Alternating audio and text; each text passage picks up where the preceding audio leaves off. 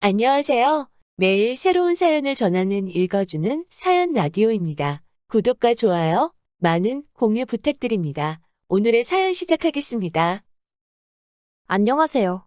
결혼한 지 10년 된 40대 여성입니다. 제가 오늘 이렇게 사연을 쓰게 된 건 제가 어쩌다 폐암 걸린 시아버지를 모른 척하게 되었는지 이야기하고 싶어서예요. 속사정을 모르는 사람들은 저처럼 독한 며느리가 있겠냐고 욕을 하겠지만 제 이야기를 듣고 나면 그래도 저를 욕할 수 있을까 싶네요. 남편하고는 사내 커플로 만나서 2년 정도 연애하다가 결혼했어요. 같은 부서는 아니었지만 오고 가며 서로 얼굴을 익혔고 그러다 우연히 연말에 있었던 회사 행사에서 이런저런 대화를 나눌 기회를 갖게 되었죠. 술도 한 잔 들어가서 그랬던 건지 평소라면 워낙에 낯을 가리는 성격이다 보니 아무리 얼굴은 안다 해도 통성명도 한 적 없는 남자와 대화를 나눌 일은 없었을 텐데 그날은 이상하게 남편하고 별의별 이야기를 다 나눴던 것 같아요. 게다가 내친김이라고 해야 할지 연락처까지 교환했고요. 그리고 이후로 남편이 먼저 밥 먹자 영화 보자 하며 데이트 신청을 해왔고 그렇게 사귀게 되었습니다. 사귀는 동안 사내 커플이긴 했어도 뭐 부서도 다르고 업무적으로 겹치는 게 없어서인지 저희가 사귀는 걸 아는 사람들은 많지 않았어요. 그래서 조용히 연애하다 부부의 연을 맺게 되었답니다. 결혼 허락을 받을 당시만 하더라도 시댁이나 친정이나 여러모로 비슷한 환경이었어요. 양가 부모님 다 재산 어느 정도 가지고 계셨고 노후 준비도 되어 있으셨지요. 다만 시댁은 서울에, 친정은 지방에 있었고 저희 부부는 직장이 서울이다 보니 자연스레 시댁과 멀지 않은 곳에 신혼집을 구하게 되었습니다. 신혼집을 구하던 당시 시댁에서 1억 지원받았고 친정에서는 2억을 해주셨어요. 아무래도 친정에서는 제가 개혼이다 보니 조금 더 신경 써주신 부분이 있었습니다. 아무튼 그래서 뒷말은커녕 솔직히 남들보다 조금 여유롭게 신혼생활을 시작할 수 있었던 것 같아요. 그리고 이후로 아무래도 저희가 시댁에서 제일 가깝게 사는 자식들이다 보니 여러 가지로 시부모님을 챙겨야 하는 상황이 잦았습니다. 참고로 남편에게는 위로 아주버님과 신우가 있는데 다들 결혼해서 자식 낳고 살고 있었어요.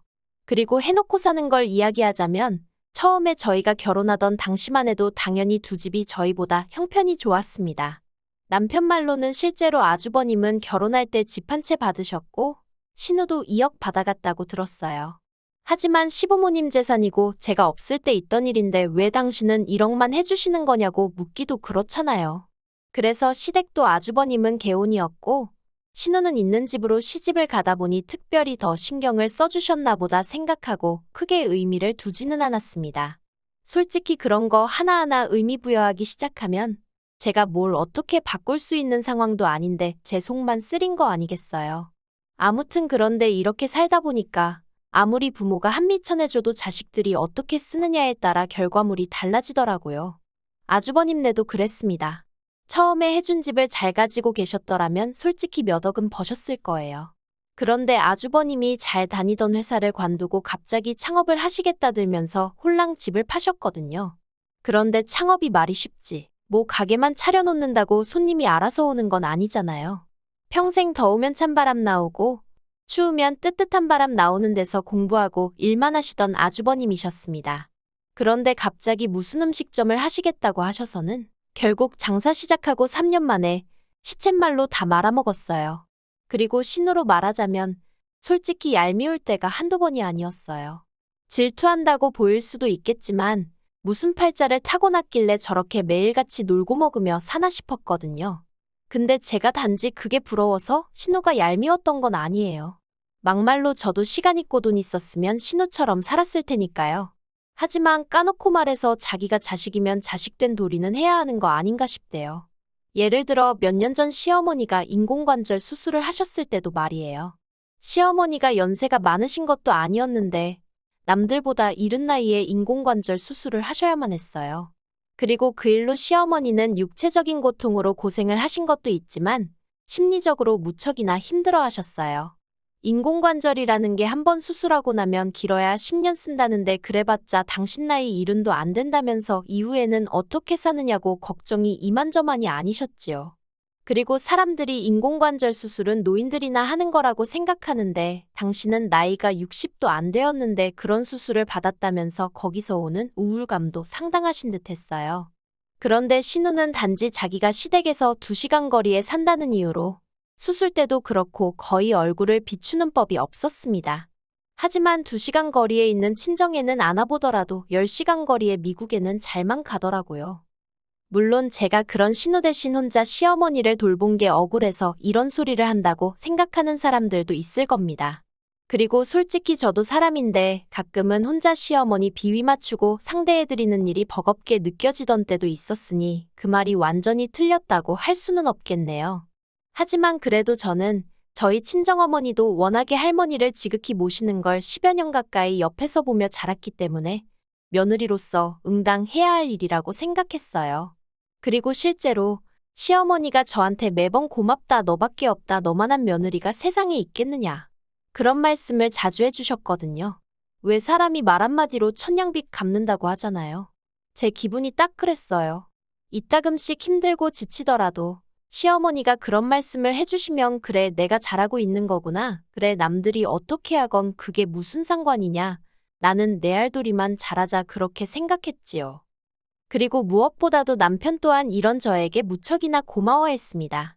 남편은 이제껏 제가 하는 말에 한 번도 안 된다 한 적이 없었고 화를 낸 적도 없었어요.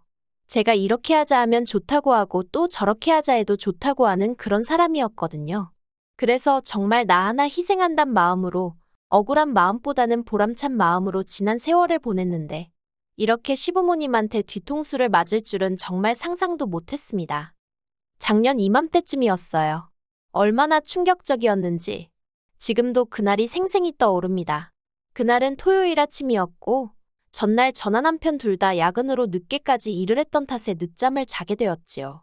느지막이 일어나서 브런치나 해먹자며 소세지 굽고 계란 후라이를 하고 있는데 옆에서 커피를 내리던 남편이 정말 대수롭지 않다는 듯 저한테 자기 우리 부모님이 건물이랑 땅 있는 거 알지? 하고 말문을 열더군요.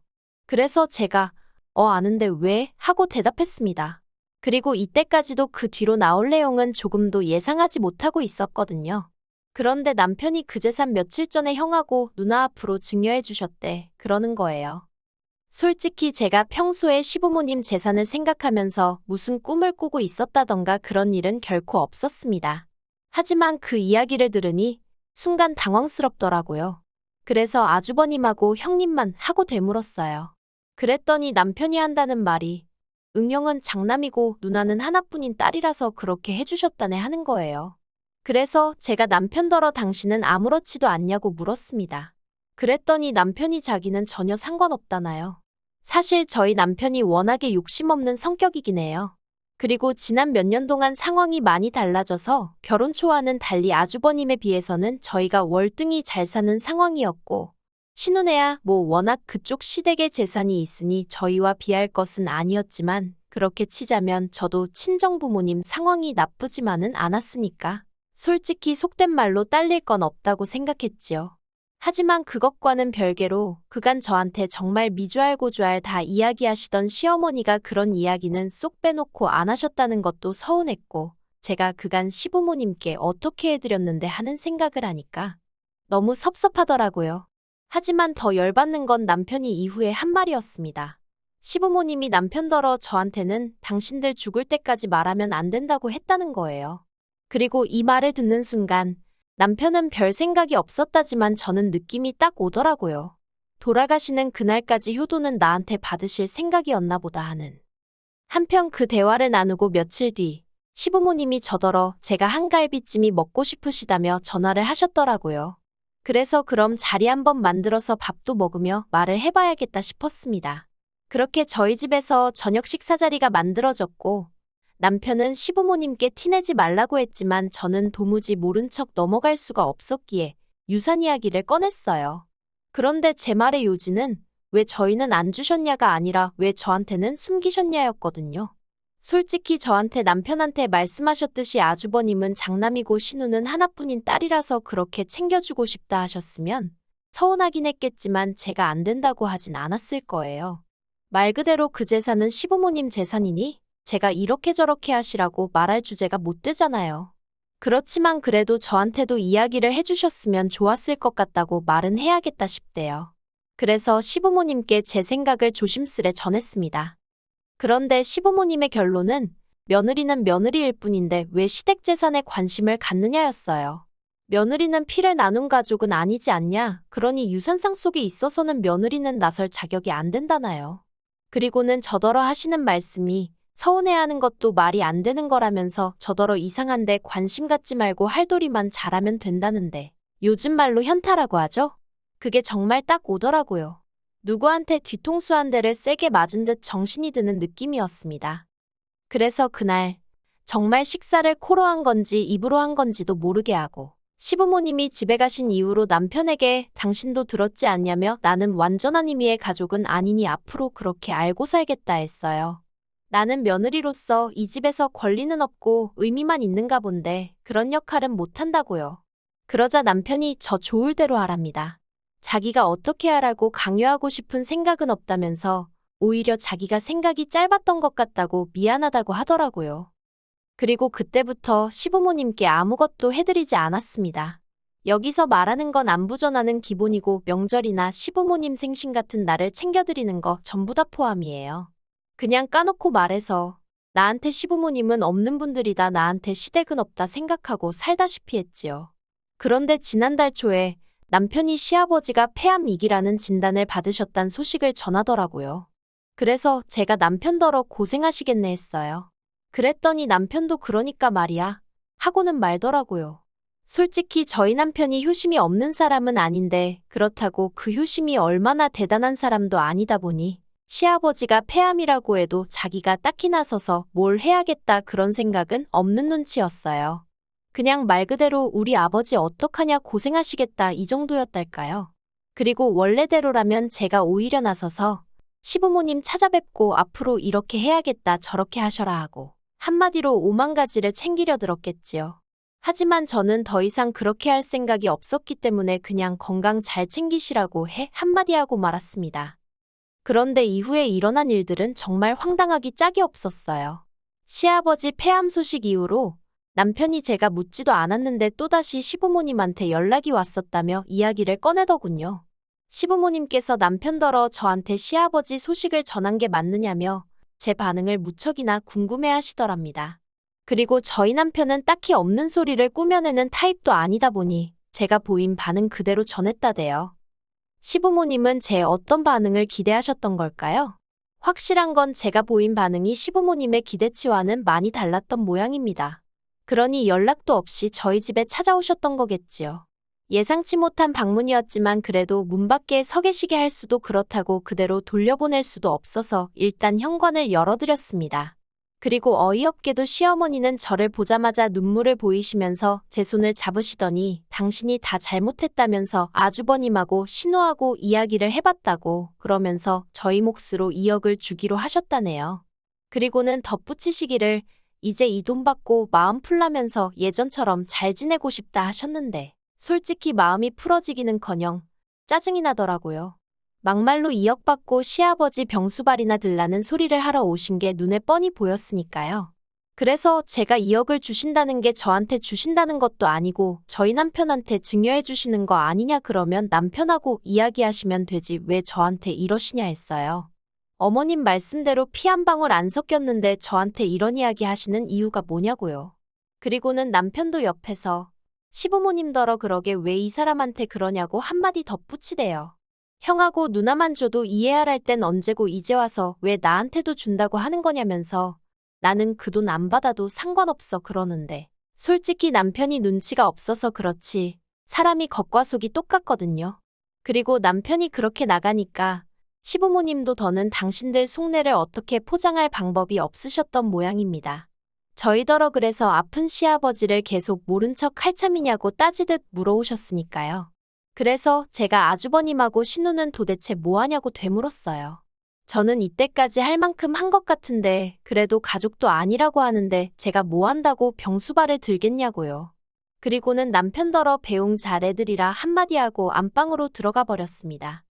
그리고 그날 이후로 시댁하고는 정말 완전히 발길을 끊었습니다. 물론 남편도 그런 것은 아니고 저만요. 남편은 종종 시댁에 일이 있으면 가기도 하고 묻지 않은 쓸데없는 소식도 전하고 그런 식이에요. 보아하니 아주버님이랑 신우가 남편한테 네 마누라 마음 좀 달래보라며 어지간히 달달 볶는 모양입니다. 하지만 저희 남편은 그러면 직접들 하던가 왜 나한테 그러냐고 버티고 있다대요. 그러면서 자기 잘하고 있는 거 맞냐며 웃는데 이 인간은 속이 있는 건지 없는 건지 모르겠어요. 그리고 시아버지 병세는 뭐 딱히 호전되고 있는 것 같지는 않습니다. 병원까지 원래는 매번 저나 남편이 모셔다 드렸는데 남편은 승진 이후로 회사 일이 바빠져서 지금은 두 분이 택시 타고 다니시는 것 같아요. 다른 소식은 잘 모르겠습니다. 제가 전혀 관심을 안 갖고 있다 보니 남편이 소식을 전해도 그냥 그런갑다 하고 한 귀로 듣고 한 귀로 흘리고 있거든요. 아무리 시부모님과 며느리 사이라고 해도 이것도 결국 사람 대 사람 사이잖아요. 그러면 한쪽만 노력한다고 될 일이겠어요? 죽을 때까지 저는 모르게 하란 말 잊지 못할 것 같아요. 그러니 이 관계도 영원히 나아질 수 없겠지요. 아무튼 저는 할 만큼 했다 싶으니 후회는 없네요. 긴 이야기 들어주셔서 감사합니다. 오늘의 사연은 여기까지입니다. 구독과 좋아요, 알람 설정해주시면 앞으로 더 좋은 사연으로 찾아오겠습니다. 감사합니다.